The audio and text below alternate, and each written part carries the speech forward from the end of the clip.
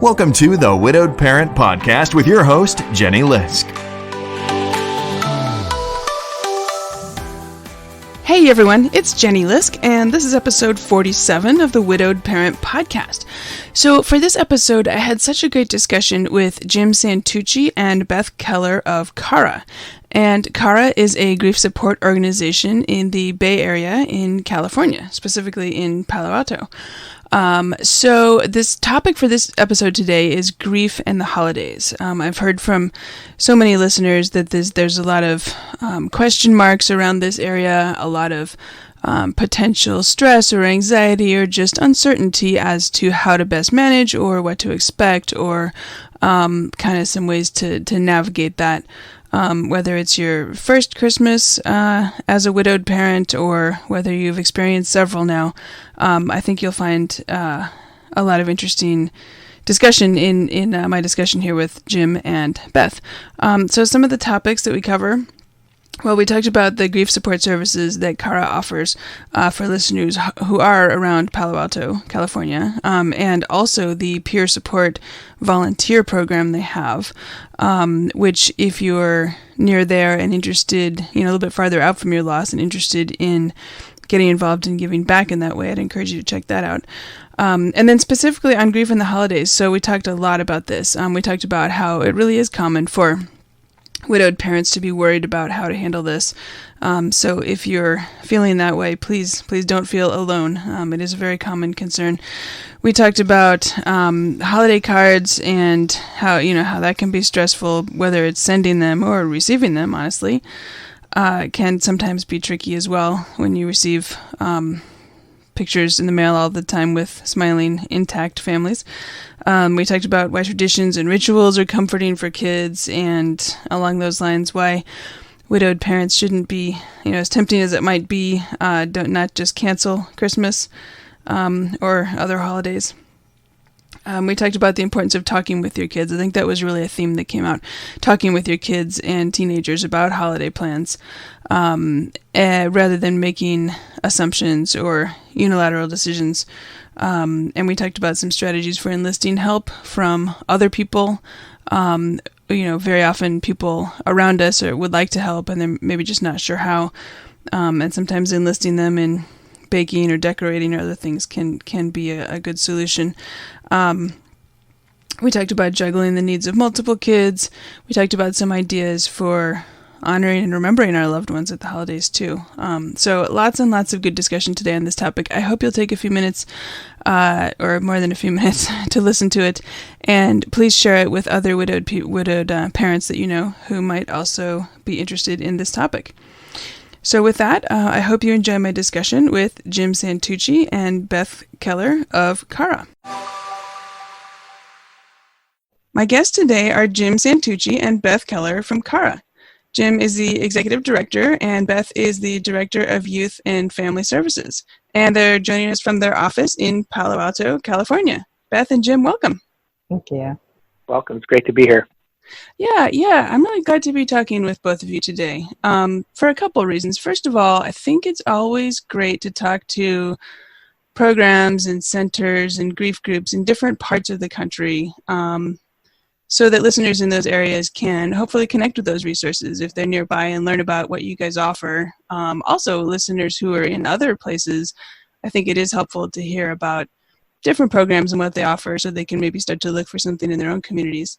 And then also, I think, today we have a special topic, grief in the holidays. So, of course, in the U.S. here, we've just had Thanksgiving last week.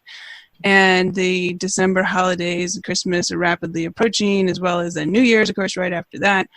And in some cases, well, in my case, for example, we have a death anniversary right after that. So it kind of consolidates a lot in a short period. And I think that obviously it can be a difficult time for people who are grieving. So I'm very excited to talk to you guys about this topic today and get your input and advice on that. So before we go into that, though, let's first talk about CARA. And let's start actually with, if you don't mind, can you tell us just a little bit about, and Jim, we'll start with you, how each of you got involved in this line of work?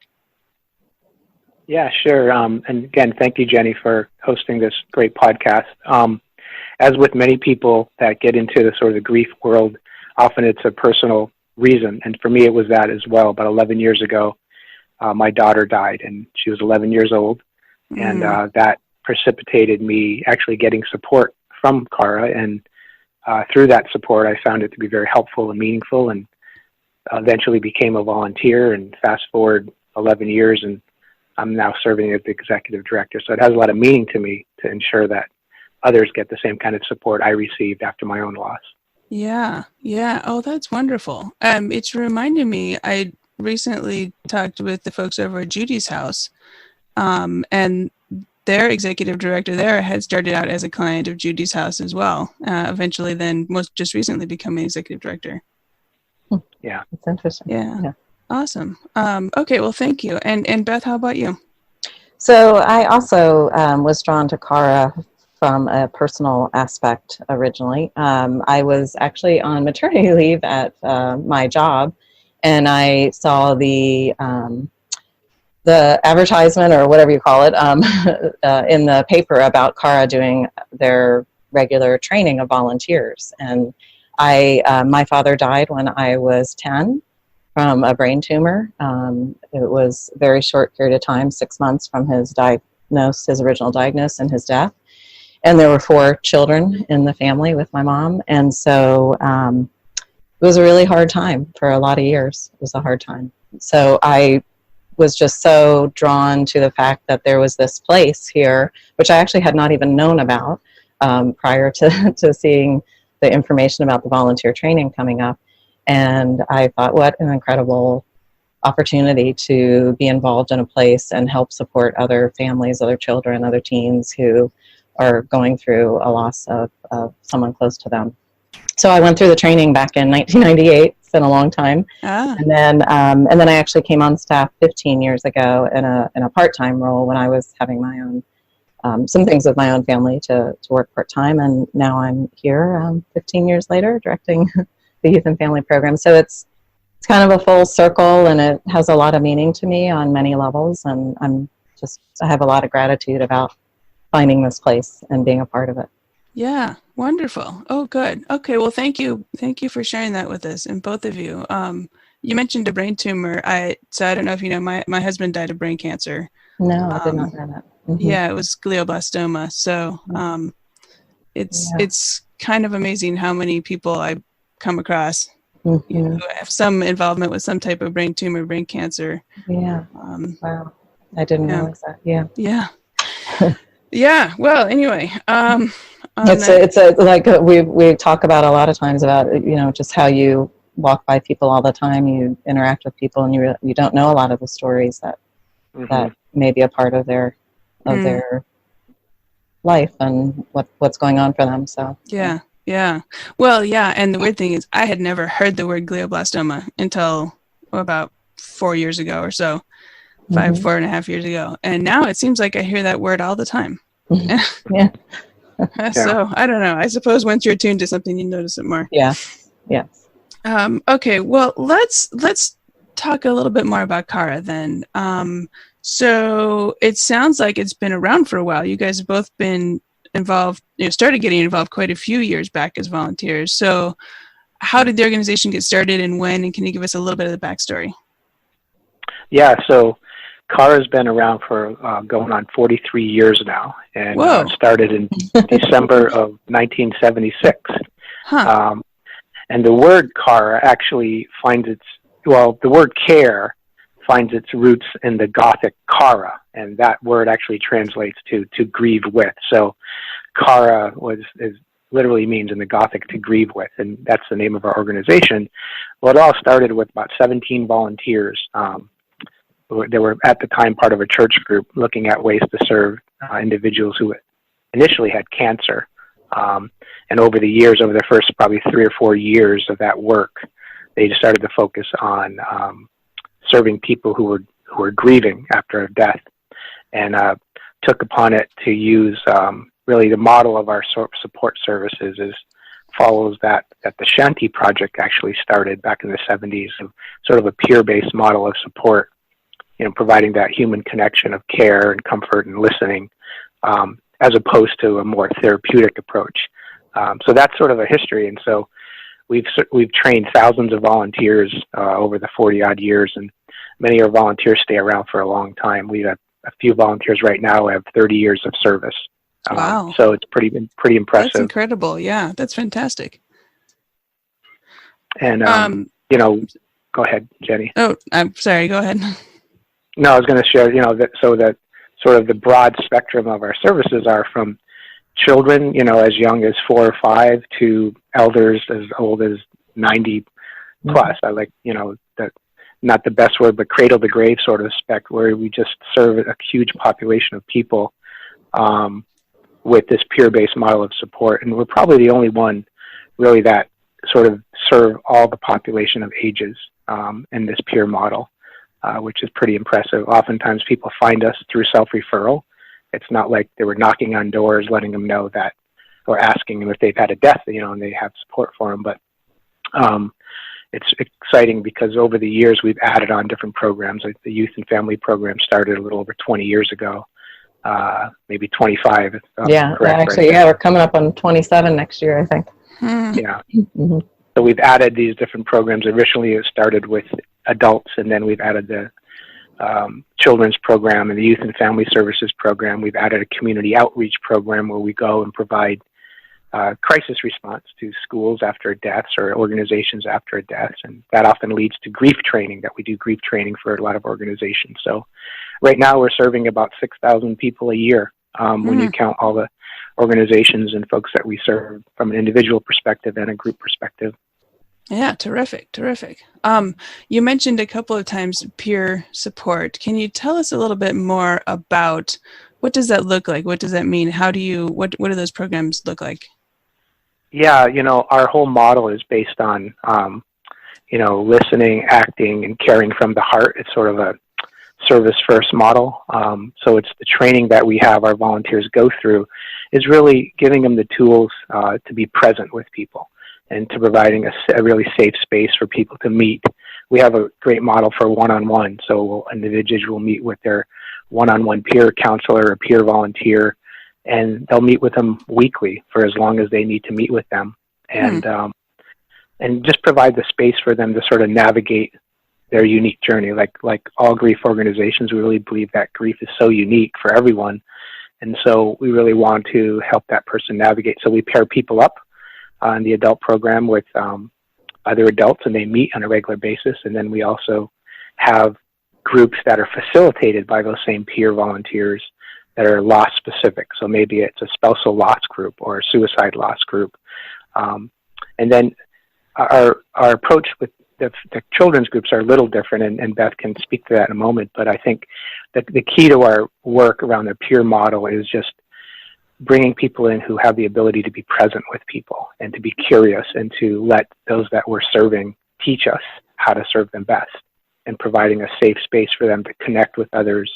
I like to talk about we're providing them a safe space, and we're providing them connections. And so that peer model is really powerful. And it's a complement to therapeutic model or a therapy model. And many of the folks we serve, they may get therapy through a professional therapist locally, and they get peer support as well. Matter of fact, many of our local therapists and professionals refer to us as the grief experts in the area to get some support. Yeah. Yeah, for the children's program, it is actually all of our support in the youth and family services program is peer support based, and we don't actually have one-to-one for families. We can, send them through to our adult services program to get one-to-one if they prefer not to do a group, the adults. But the children, we don't offer that. We actually find it's really beneficial for the kids to be with other kids. A lot of children tell us how different they feel, that they feel, somewhat alone in their grief, and that they don't know many other kids who have had a parent die or a sibling die. They feel different.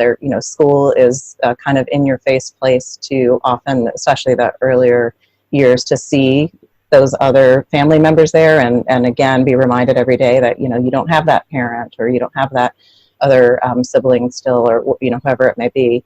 And so it's really, the kids really tell us that being with other kids who understand, being with other facilitators who, 90% of our facilitators are people who have had loss themselves and want to come to CARA to volunteer because they went through something similar, and they get it, they understand.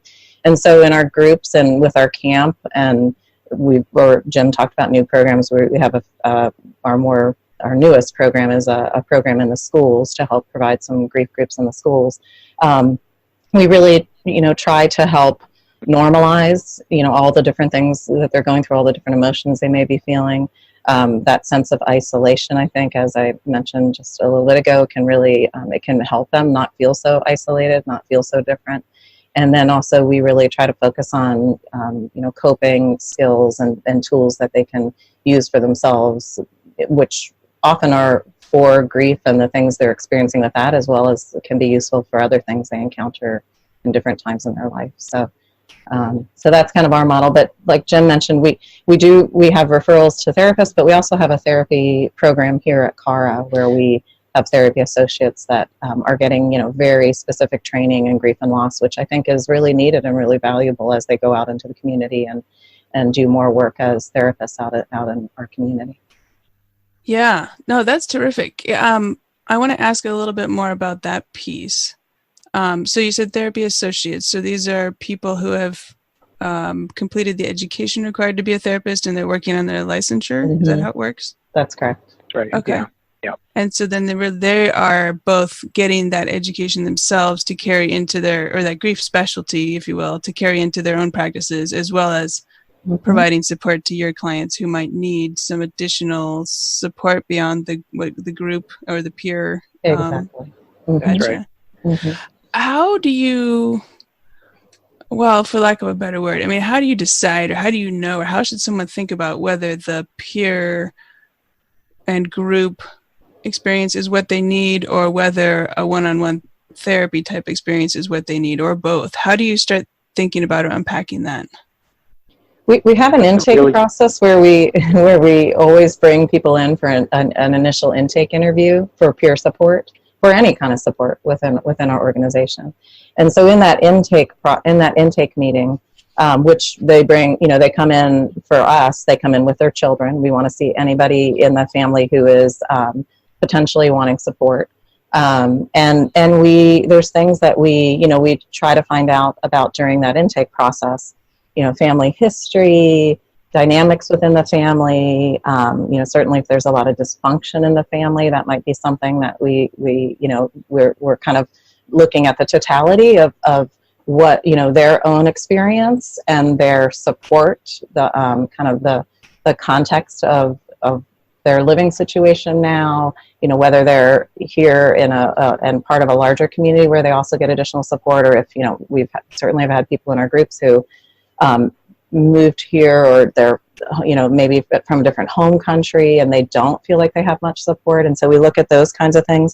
We look at, any history of mental illness. So if they've had, challenges previously in terms of depression or anxiety, things like that. And then another big piece is the loss itself. So if there's trauma with the loss, if they've had multiple losses, if they weren't able to get any support around those previous losses. And so this newest loss is bringing up a lot of complicating factors in their situation. So those are all things that we look at and try to kind of put together. And often it's not a either or. It can be a group could be helpful in this certain way, and also we would like to encourage you to and we would refer you to either our own therapy program or an outside referral if there's like geographic consideration. We have really bad traffic here in the Bay Area, so if they're coming from San Francisco to be able to come down here for a 1-hour therapy meeting might be really difficult. So we look at things like that. That'll make, because they already have so many things that are making life more difficult, even just logistically for, certainly for single parents who are now single parents, just all those factors we look at. Yeah. Yeah. Oh, that Jim, makes a lot of sense. Did you want to add more to that, Jim? No, I think that was very comprehensive, and that's spot on. I think I would just say it's not either or. It's a little bit of it's complementary, and I think that's where sometimes people call us and they say, "I need therapy." That's what they say on the phone, and then we explain to them what we have, and they're like, "Oh, I like that idea. I just want to meet." And that's when I first came to Cara. That was the peer model really resonated with me. I had been to a therapist prior shortly, and it didn't feel okay with me. And I think the peer model really resonated, and it really helped me get through. And I was paired up with a wonderful man who was older than me, but had very similar losses. And he was able to meet with me on a regular basis and really help me through my own process. But the fact that we can offer both at our agency is really a value added to what we can provide for the community. And I actually would add one more thing now that I'm sitting back and listening to Jim add a little bit more. I would also say that something that we really try to talk with the person about, the adults about more so even than the kids, is their ability to sit and hear and hold other stories. So, we definitely see people who it's just too much right now, and they often know right away. I can't do that. I can't hold all these other stories that I'm hearing. It'll just be too much for me. So we definitely also really try to take that into account, because there's some people that depending on and again, I don't like to relate it to time. I think it has to do with a lot of those other considerations we said. But just the intensity of what they're going through, it's maybe too much for them to even think of being in a group where they're hearing other very hard, difficult stories. So we want to make sure that for kids, they jump in and out. So, at such a faster rate in terms of emotions, and, they're sharing something really poignant and something really, emotional for them. And 10 minutes later, they're, running around throwing pillows in the steam room together. So, so they kind of jump back and forth. The staying in that intensity for a long period of time doesn't really happen as much with the kids. But in the parent groups and the adult groups that we have, it's all discussion based. So we really want to make sure that that's something that as much as they can know, that they can feel that that's something that they can sit with and be able to hold. Yeah. Okay. That is a really interesting point. And it's making a lot of sense to me, because I'm thinking about after my husband died, a friend of mine kept inviting me to go to a group. And every month she'd say, "Do you want to come, 10 o'clock Monday?" And I'd always drag my feet. Mm-hmm. And eventually I was like, you know what?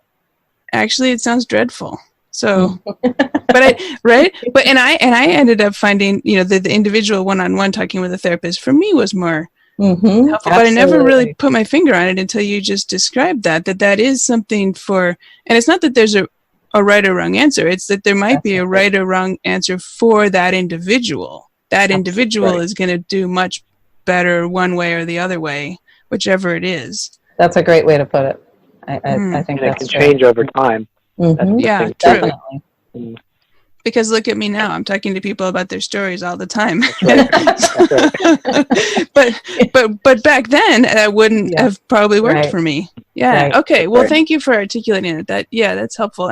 And the other things you articulated too, I think, about some of the considerations that go into whether it's for kids or for adults, which, group versus individual versus both together. Because I do think it's hard for parents to know. Most parents coming at this are not grief experts or psychology experts or anything else. And even if you get to the point where you say, I need support or my kid needs support, well, then to know what that looks like or what you should be looking for is difficult. So, okay. So I'm glad you went through that. Thank you. Mm-hmm. And you've mentioned your volunteer program a few times, and it just, for people who might be near you guys, who might be at a point of thinking about getting involved on the volunteer end or the giving back end or the support end, can you just tell us a little bit about your volunteer program? Yeah, sure. So we have our volunteer training twice a year, once in the spring for our English-speaking volunteers, and then in the fall we have a special training for our Spanish-speaking volunteers. Part of our services I didn't mention earlier is we do have a Spanish-speaking services program that Same model, same peer support model, but it's culturally attuned to that population. So we do have 2 training sessions, one in the spring for English speakers. And the way that looks is we ask all of our potential volunteers to come and go through a 1.5-hour information night where we explain how becoming a peer support volunteer, what it looks like, and the different programs that they could potentially serve in, whether it be our adult services program or whether it be our youth and family services program, including our bereavement camp that we have every summer. So people sort of choose what they would like to be part of. And then once they go through the information night, there's a pretty lengthy application we have them fill out. And then obviously it's like, applying for a job, so to speak, where we look at that and there's an interview session, and then we determine whether we feel like they're in a place where they could ultimately become a peer-based volunteer. And then they each go through a 21 to 24-hour initial training. It's held over 3 days, 3 8-hour days of training, Friday, Saturday, and then the following Saturday is sort of our model right now. And once they've completed the training, and the training is very experiential, there's some training around what Grief 101 looks like. Grief we call it Grief 101, and the different developmental stages of grief in children, sort of with some basic mind information. But then there's a lot of experiential heart stuff that we do with, and what that reveals oftentimes is somebody who may have a desire to be a volunteer realize, well, I've got some stuff I've got to work on myself before I can really give back. And then depending on how far they're out or where they're at in that journey, that may be okay, and they may become a volunteer, but sometimes they're said, well, if you're going to be a volunteer, you need to do some additional work on your own. But one of the requirements we have is that we ask people who are maybe we call actively grieving that they at least be a year out from when they last receive some kind of specific support, whether it's through a therapist or whether it's through our own programs. And we found that to be very helpful for people to sort of navigate life before, because a lot of times our clients will go through the services, and the first thing they'll do, like, I want to be a volunteer, and we say, well, you got to wait a little bit. And 2 and 1, they've always said that waiting was really, really helpful. So that's sort of our process. And Beth, did you want to add any to that? Well, that is our process, and I think I'd just add a couple comments. One is that people, I think, are surprised when they find out, you don't just sign up and you and you can volunteer, and sometimes that's a hard thing for people to hear, that they're actually, is a very involved. We actually pre-interview and post-interview people afterwards about their experience and kind of how they're feeling about doing this work. And it is really important that the people that come and support others who are grieving, as Jim mentioned, are really in a place to do that. And we, look at our program needs and kind of what's going on for each program with the camp and with our groups and things like that.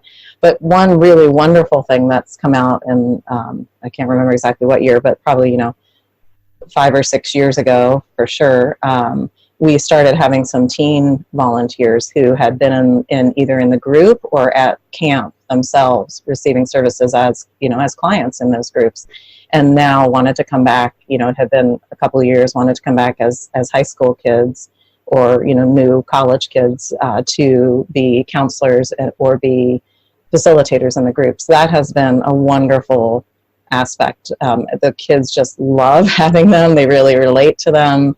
And it provides that piece of hope, I think, too, both in the adult groups and in the children's groups, when they see that other facilitators are there running groups now, counselors at camp, that they're in a place where they can support others when they've gone through this same kind of loss, that they really, it gives that glimmer of, wow, if that person can be in that place, down the road, maybe I too can at some point, maybe not, whether I get to that place, but I can be in a place where I'm, able to help others, So I think there's such a benefit from it for us. And then I think, our volunteers who were clients and then now are counselors or facilitators always talk about how much they get out of just re-exploring their own grief over time as someone who's involved in this organization. I know I certainly have as the director of the program.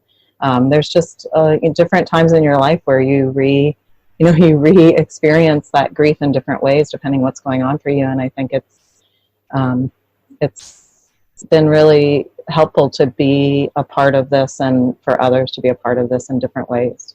Mm-hmm. Mm-hmm. Terrific. Okay, good. Thank you. Thank you for sharing that. And I hope that anybody who's near enough to you to get involved will consider that if they're at a point where they're interested in doing that. Okay, let's switch gears here and let's talk about grief in the holidays. I got tons of great questions from listeners on this topic. And I think I got some comments as well. And so there's a couple here I wanted to share. This one from a widowed mom, I think sums up the struggle pretty well. She says, I'm preparing to have our first holidays without my husband, who died unexpectedly 6 months ago. My anxiety is kicked into full gear, not knowing what to expect for my children and myself. The struggle is trying to keep it all together and somehow make the season magical. And then I heard from someone who runs a grief program. She said, at the agency where I work, the surviving parent often expresses anxiety over trying to make it the perfect holiday, knowing maybe they can't do some of the things that used to get done, like the lights on the house or cutting down the tree. And the kids often express fear that, quote, Christmas isn't going to happen because everything feels so different now. Mm-hmm. So let's explore this a little bit. First of all, I'm guessing this is a fairly common situation or set of concerns? Yes, very much, I would say. Absolutely, yeah. So parents who are listening shouldn't feel alone if they're dreading or worried to some degree about these upcoming holidays then. So I guess, what do you think are some of the important considerations or questions that parents should be thinking about if they're, maybe discussing with their kids holidays and plans and kind of thinking ahead? Maybe they're still at that earlier planning stage. What do you think they should be considering or kind of questions they should be asking? Well, I think the first thing that comes to my mind, I'm hearing one of your listeners' comments about being magical. There are a lot of expectations, and I think the first thing is acknowledging that it is going to be different and that it's not going to be the same. I think acknowledging that and talking about that as a family it helps bring some of that anxiety down, because I do think a lot of the anticipation of it leading up to the holidays can be some of the worst part of it. I mean, not that the holidays can't be hard in and of themselves, of course they are, but just like your anxiety, anticipation of how you're going to get through it and what you're going to do. So I think coming together as a family and acknowledging that, to your kids and your children and your teens, it's not going to be the same. This person who was so important to us is not here. So it's going to look different, but we're going to do some things that are still going to make it, I hope, a celebration in certain ways. And so talking together, about like some of the limitations and what you feel you're able to do and what matters to you, what are the most important things. You're talking together, having each person in the family able to talk about that, about what the holidays, what's important to them about the holiday, what was important to the person who died. Having that discussion as a family, I think is very important, and something we really try to encourage the parents in our group to do with their kids, because I think kids get really anxious. They can feel that anxiousness from their parents, whether parents are saying it or trying to hide it. Like, kids pick up on those feelings. They're very smart. They're very adept. Yep. They're very intuitive. And so I think that, they feel that and they know it and they worry about it. And I think just being able to say it out in the open and talk about any of it is really important. Yeah. Yeah. Okay. Let's talk about a few specific areas that might be stressing people out. Because I think you guys maybe have some suggestions or, can you maybe give us a few suggestions of things to think about, starting with holiday cards. If people are stressed out about that, any comments or ideas there? Yeah, well, I would say, with holiday cards, it's interesting. there's the stress of, I'm going to get all those holiday cards from those families because that's what people do nowadays. And so, so you're supposed to have this big old wall of all the cards that go up. Well, if you've just experienced the death and your family and mom or dad are not there, the kids, it's a reminder that your loss is so in front of you. So it could be coming up with strategies. When we get these cards, we're going to do something different with them this year. We're going to put them in a box, or we're going to hold on to them, and then we'll look at them later, or not open them. So there's that side of it, receiving the cards, and then the cards writing.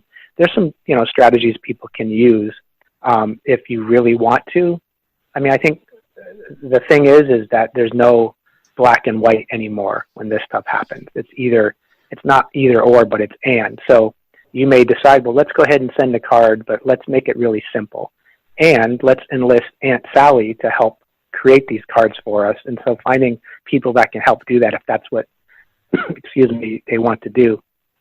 But if, as you start doing the cards and you feel like this is too overwhelming, it's totally fine to not do them. And I think that's probably the biggest learning thing around the holidays, is that it's not about either or, it's always about and. There's always it's okay not to do something, because that doesn't mean you may not do it in the future.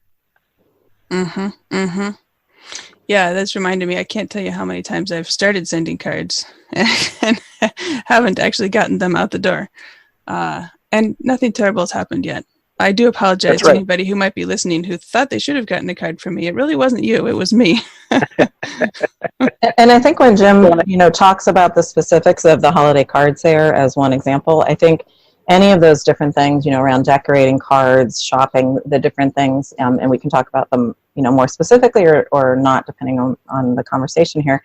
But I do think that I think it really helps to break it down into manageable parts, because it's really easy to feel overwhelmed if you look at this. If you think about the totality of the way you previously celebrated a holiday, if you think you have to do all these things, it's more like what are we able to do? What really seems possible, given how we're feeling and what's going on for us and what's most important to us, and that might be different for each member of the family. So that's something that I think it's really important to include your kids and your teens in that discussion. And I do want to just comment too that, for kids, I think, traditions and rituals are really reassuring. They're very comforting. They are for lots of people, not just kids. But for children, they've already had their world just, usually just really turned upside down in many different ways. And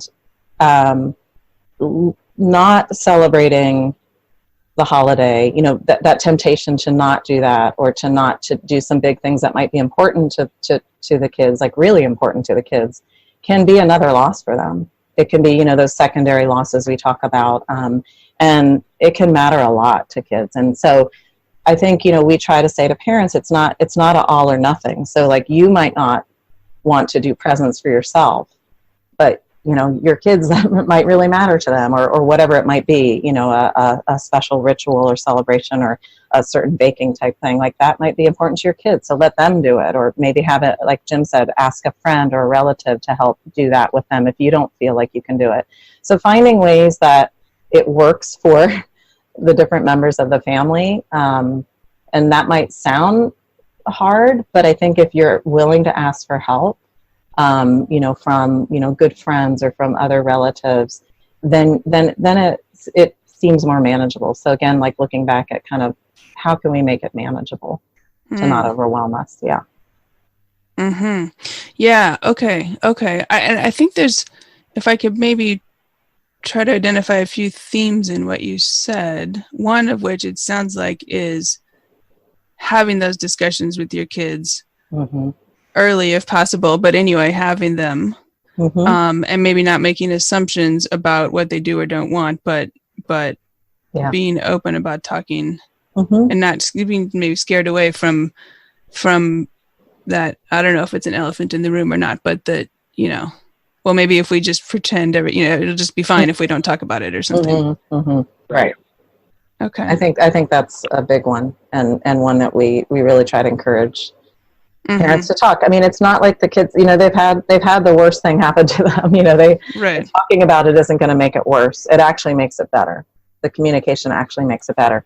Now, Does that mean you sit down and force your teen to have a conversation when they really don't want to talk to you? No, like you look for the times when there is more of that willingness to talk together, or or you say like, tomorrow night we're going to sit down to, you give them a little heads up that that's when we're going to come together and talk. Right now you might not want to talk with me, but the four of us are going to sit down and have a discussion tomorrow night about this. And bring in another another relative that is close to the kids that might be someone that can help you also.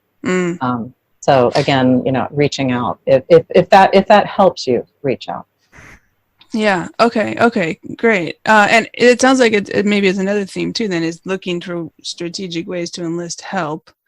So many people have, whether it's extended family, neighbors, friends, who want to be helpful in some way, maybe aren't sure what's needed. And I think maybe with some of the decorating or the baking, or would those maybe places to bring in help? Can you talk maybe a little bit about some of those aspects? Yeah, I could say, I think that's a perfect example, Jenny. We laugh a lot. The group that I facilitate, so when I'm not wearing my executive director hat, I actually facilitate a group of parents who've lost children, and many of them have surviving children as well. And we talk about that a lot, about how oftentimes, getting help from others is hard because people are well-intentioned, but sometimes they're not sure what to do, and they'll say, give me a call if you need anything. So what we've talked about is you actually create a list, the list of things that we will need help with. So maybe it is going to pick up the Christmas tree. If we're talking about the holidays, maybe it's picking up the Christmas tree, it's doing the baking, it's getting ready to. So you actually say, when Uncle John calls and says, hey, I'm thinking about you, can I help? And you pull out the list and say, here are the 3 things I would like you to do today. And so that's about even planning that in advance, right? And because that really empowers the people around us who they really want to help us. They know we're hurting. They know we're going through a tough time. And they want to help, but they also don't want to cross that boundary. Like, I don't want to, in their mind, they don't want to make it worse. Well, it's kind of hard to do that, but giving them a thing to do makes it easier.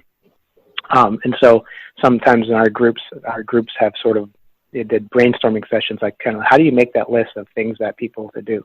And one of them might be, maybe there's cookies that need to be made for school for one of the kids. So maybe an aunt and uncle or niece or nephew could help make those cookies with your daughter or son. And then I think enlisting people, but being thoughtful about making that list up, so when people ask, you give them something to do instead of them putting pressure on you to consider something for them to help you with. So we found that to be really helpful. Great. Yeah. And it almost sounds like too, that whatever's on your list it may be not the whole list of everything that was on your list in years past, because you've had a discussion with your kids. You've decided what's most important, what you're going to prioritize. Yeah. And sometimes that list might have some new things on it, right? It might be that the kids say, Dad loved the beach, and, or loved like the snow. How about we go to the snow for a night? Or how about we go out to do something at the beach in memory of him? Or, so it could be a new tradition too, which could be a wonderful way to remember the person and connect, because the memories are about, connecting, still having a connection to that person, still remembering them, which I think for kids is also a big anxiety a lot of times, is that they're going to forget that person. So, what can we do? Is there something we can do this year that's different, that we haven't done before, that might be something that, all of us really, buy into and find meaningful? Well, okay, so that reminds me, can you talk a little bit then about, I think some parents might be wondering, maybe it's the first Christmas, should we try to stay home and do everything the same? Maybe not everything the same, but you know what I mean? Or should we say, throw that out the window, let's go to Hawaii or something, right? Or maybe if you're on the East Coast, it's somewhere over there. But we're all on the West Coast, so we'll say Hawaii. Right. I mean, I guess what are some maybe considerations or the ways to think about that kind of decision or option? Well, for me, again, it goes back to communicating, about sitting down together and talking about, do we want to be here and do some of the same things. We, go to so-and-so's house like we always do for a meal or whatever it looked like before. Do we want to do, how do people feel about that? Or do we want to do something really different? I would say that's really important to have that discussion before a parent decides. I would probably tell people not to decide, unilaterally that we're going to go do this. One of my most vivid memories growing up was going to Florida for Christmas. Okay, no.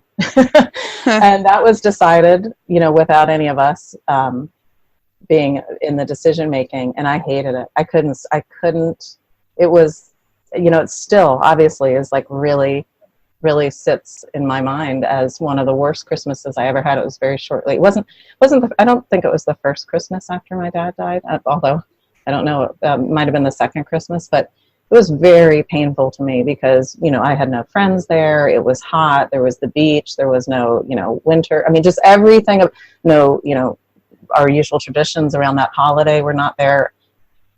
It was really painful for me. So I would just say, again, it comes back to talk about it together, talk about it and see, how people feel about it. Yeah. Which then leads me to the next thing that pops into my mind is you've got multiple kids. You might have multiple answers, multiple desires, multiple strong feelings about what should or shouldn't happen.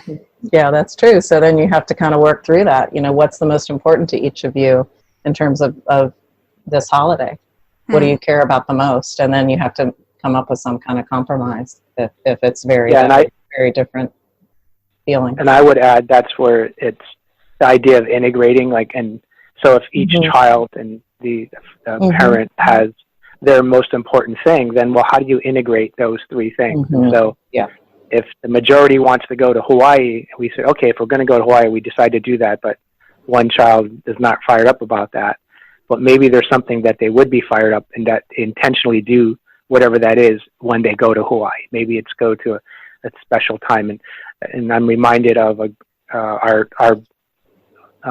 holiday workshop that we have, and there was a brand new widow in that group, in the group I was leading, and she was really worried about other people, like they would forget that she wanted to make the holiday special. So her thing was making sure that her husband was brought into the holiday, that he wasn't just sort of not talked about. And I said, well, there's many ways you can do that, but what you could do is have very intentional sharing time about your husband. So before you go to eat, everyone just says their favorite memory or shares their favorite joke that Uncle Tom or Brother Tom shared. And so there's a very intentional piece to that dinner, so that she was able to have those desires for her met without, taking over the entire day. And so she felt like people were still remembering. But that's a sort of a way to weave it in or integrate something in that will help you so it doesn't feel so different than what it normally is.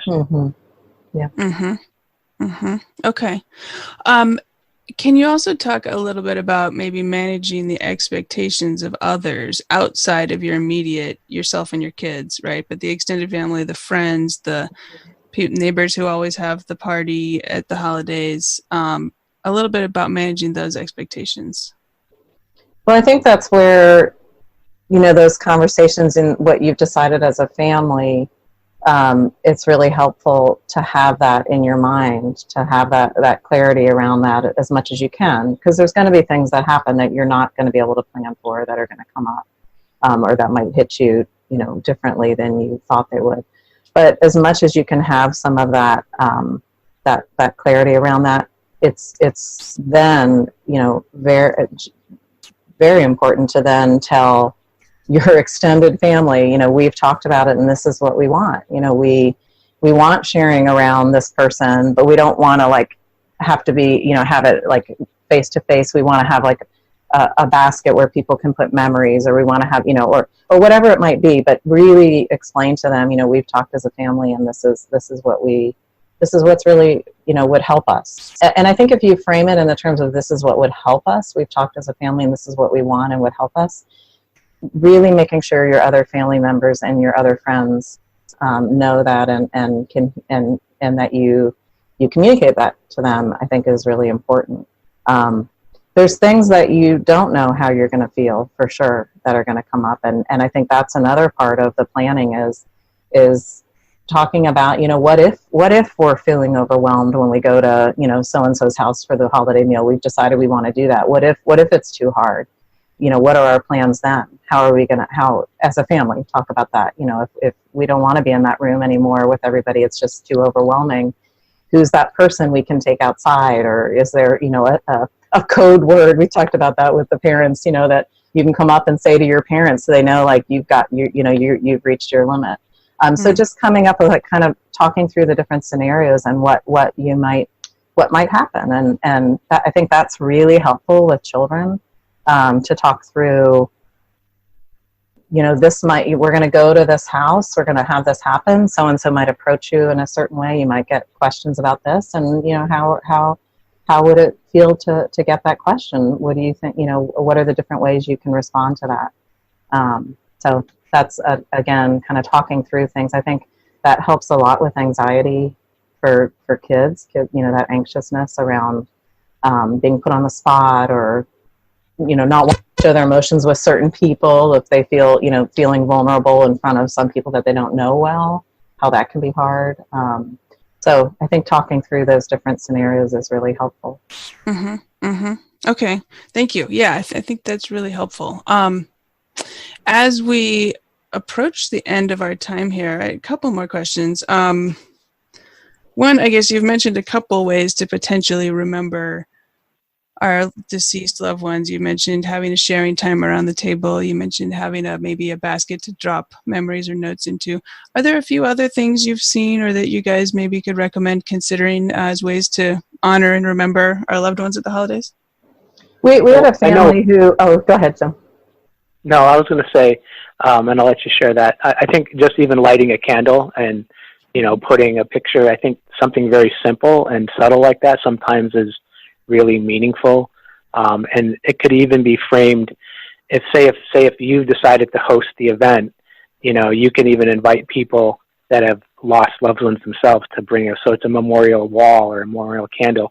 And I know that, Jenny, Allison Gilbert and friends with her, and her newest book, Past and Present, does a fantastic job of putting a lot of these things together and how you can memorialize. And I love the work that she's doing with that. But sometimes definitely. It's simple. Like, I know that my niece, whenever we have dinner over her house, she lights a candle at the dinner in honor of my daughter. And it's kind of unsaid. It's not like she does it and make a big deal of it, but everybody kind of knows that that's what that's for. And I know it makes me feel really good inside. Like, people are still remembering my child. And I think that's what we want. We want people to remember and not forget. But Beth, you were going to mention the example of your family. Yeah, we had a family who, what they did, they kind of thought ahead around this, and they asked family and friends to share ahead of time some memories by email, a story, a funny moment with the person, and they put them all in this book. And then that book was there at the family gathering that they had, that people could look at it, on their own. They didn't make it they didn't want to like bring it out and have it read together. The kids felt like that would be too hard for them. But people were able to pick it up and look at it and read these stories and hear these different things around this person that they hadn't known before. So that was one way they did it, which I thought was really, really special to hear about. We certainly have families who, we've talked about, like, the food, like having a special food that person really loved, and talking about that, like, this is the food that, your father, made every year with his mother, and, we brought it down, to our family, and it was something that we always did, every year. Music is a wonderful thing. Playing music that meant something to that person, or something to your family, like your family story together. We've mentioned writing different things, making a special decoration in memory of the person, as a family, or individuals within the family could do it. So there's lots of different things you can do. And I think, kind of your intention behind it, like Jim mentioned, of really wanting to keep that memory, keep that connection, honor, have a place of that person, that person is always a part of your life, and continuing that and being able to talk about them, I think, is really whether it's talking about them or acknowledging them, I think is probably a better way to say it, like remembering them and acknowledging them. And doesn't have to be spoken. It can be something, visual or the sensory things, I think, too, around thinking about a memory, what, like a smell or sight or, taste, things like that, I think are often ways that families come up with what can we do that might, have some meaning for us and remember that person together. So. Mm-hmm. Mm-hmm. Terrific. Okay. Well, gosh, this is so helpful. I'm really glad we were able to cover all of this today. This is, I can't wait to share this with listeners. Let me just ask then, I'll ask each of you, and Jim, we'll start with you. If you could say one thing to widowed parents about grief in the holidays, what would it be? I think it would be that just the decisions that you make this year don't have to be the same that you make next year, that nothing's necessarily permanent, that I think it's not about creating a permanence as much as it's doing what feels right and it works for you now. And that may change over time. And it's okay that it does. And that way, by being easy with yourself and having some self-compassion, thinking, if I do it this year, we'll have to do it every day. It doesn't have to be that way. That would be the one point I would make. Yeah. Okay. Good. Thank you. All right. Great. And Beth, how about you? I think for me, again, it's coming back to, I hope I don't sound like a broken record, coming back again to really including your kids in that discussion, really including your children in talking about what it might be like, and that it's going to be different, and acknowledging that together, talking about how the kinds of things that you may face, and coming up with ideas together about how you can make it a holiday that your children can still have some joy and have some fun and have some celebration in it. And maybe you too, but maybe you're not in a place that you can feel that in that moment. But for your children, I think acknowledging with them that you can enjoy something and also be sad. Those emotions can exist together. They're not separate. You can have sadness, you can miss someone, and yet you can also laugh and have fun when you do your favorite ritual around the holidays together, they can coexist. Mm-hmm. Mm-hmm. Okay, fantastic. I think that's a great place to end. So my guests today are Jim Santucci and Beth Keller from Cara in Palo Alto, California. So Jim, where can listeners find Cara if they would like to connect with you guys? Yeah, the best is obviously our website at cara-grief.org. So KARA-GRIEF.org. Okay, super. Well, Beth and Jim, thank you so much for speaking with me today. Thank you very much, Jenny, for having us. Yeah, thanks so much. I hope you enjoyed my interview with Jim Santucci and Beth Keller of Cara as much as I did. You can find show notes and all the links at widowedparentpodcast.com. Look for episode 47. And as I record this here in early December of 2019, we've just finished up Children's Grief Awareness Month, which of course was November.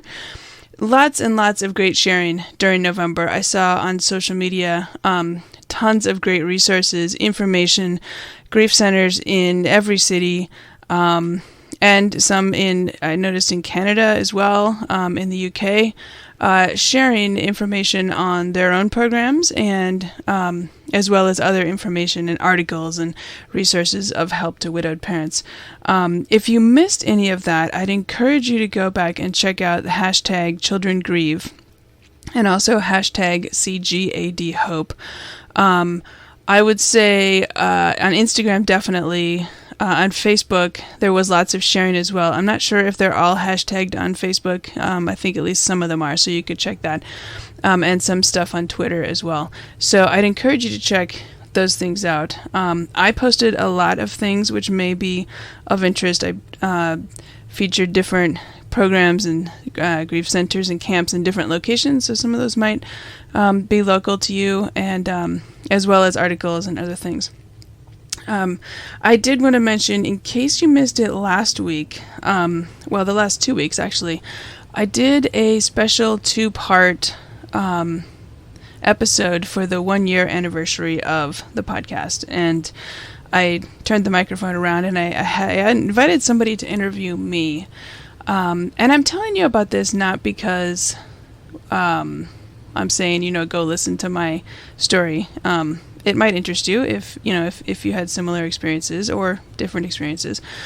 But the thing that I really wanted to share with you guys, and why I would encourage you to listen, especially to part 2, which is episode 46, is that I wanted to do this to step back and think about, over all these interviews over the past year, what are some key themes that have come out and some key lessons that I've learned in interviewing these experts and standing in the place of my listeners and asking questions on your behalf of these experts and learning and bringing those learnings to you, both directly through our discussions each week. And you can certainly go back, I hope you will, and listen to all of the episodes, or at least the ones that interest you, over the past year. But I also wanted to do something that was a little more summary fashion, kind of drawing out some of the main themes and main lessons that, that don't necessarily emerge week to week when I have a different topic and a different guest each week. So I'd encourage you to listen, especially to part 2, and reflect on some of those things, and then maybe go back and listen to some of the episodes, whichever ones pique your interest or whichever ones might apply to your situation. I called out a number of different episodes and guests in that, and all the links are in the show notes, of course, so you can easily go back and find those.